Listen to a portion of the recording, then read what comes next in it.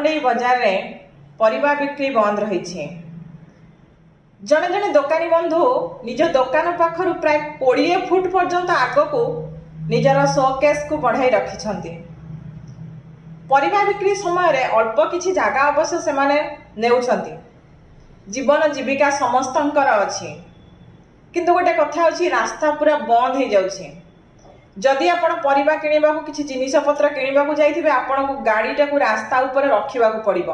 आ रास्ता ऊपर गाड़ी रहिले मध्य बेले बेले दोकानी माने मध्य प्रतिवाद करंती काहे आम दोकान सामने रे गाड़ी रखुछ। पुलिस प्रशासन न मध्य जुलम थाए।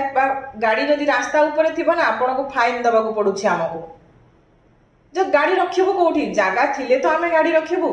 सहजे मांकर एबे पूजा बाजार अछि, निश्चय भाव में बहुत भीड़ रहिबो। तेणु एटा सरकार दादागिरी बा दबंगिरी नुहे।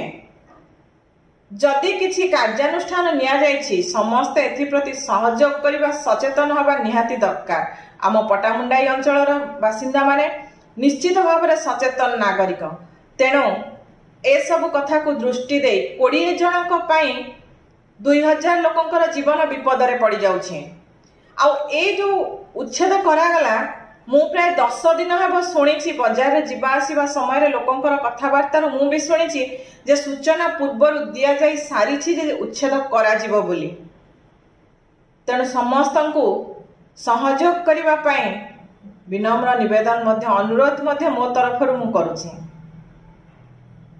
आपण माने बिक्री बंद करदेले समस्ते असुविधार सम्मुखीन हेबे। आपण जीवन जीविका उपरे जतिके प्रभाव पड़िबो खाउटी मानकर जीवन मध्य प्रभावित हेबो।